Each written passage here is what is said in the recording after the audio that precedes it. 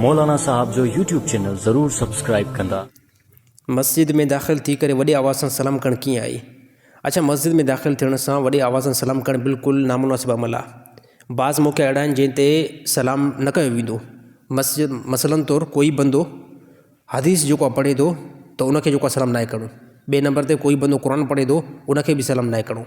कोई बंदो नमाज़ पढ़े थो उनखे बि सलाम नाहे करिणो। हाणे मस्जिद में अंदरि दाख़िल थी करे वॾे आवाज़ सां सलाम करणु हे नामुनासिब ऐं ग़लति अमल आहे।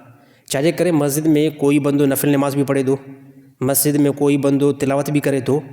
हाणे बहितर तरीक़ो इहो आहे त मस्जिद में दाख़िल थी करे जेको बंदो क़ुर नथो पढ़े, हदीस नथो पढ़े, नमाज़ नथो पढ़े, उनखे पंहिंजे क़रीब थी करे अस्सलामु अलैकुम चवणु हे को दुरुस्त आहे। बाक़ी तमामु वॾी आवाज़ में अस्सलामु अलैकुम वरहमतुल्लाह चवणु हे नामुनासिब अमल आहे।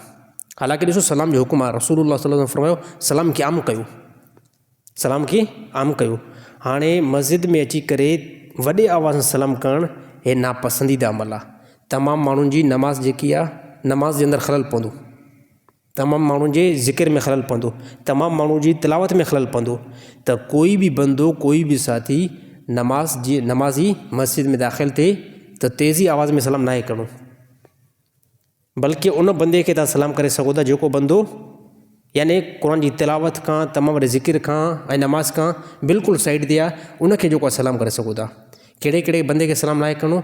जेको बंदो मानी खाए थो उनखे बि सलाम नाहे करिणो, जेको बंदो बैतुल ख़ला में पेशाब जे एतबार सां वेठो उनखे बि सलाम नाहे करिणो, जेको बंदो को वज़न खणणु अथसि, को कम में मशगूल आहे त उनखे बि सलाम नाहे करिणो, तिलावत वारे खे बि सलाम नाहे करिणो, नमाज़ पढ़ण वारे खे बि सलाम नाहे करिणो। अहिड़ी तरह जेको ज़िक्र में मशगूल आहे उनखे बि सलाम नाहे करिणो। अल्लाह ताला अमल करण जी तौफ़ीक़ अता फ़रमाए।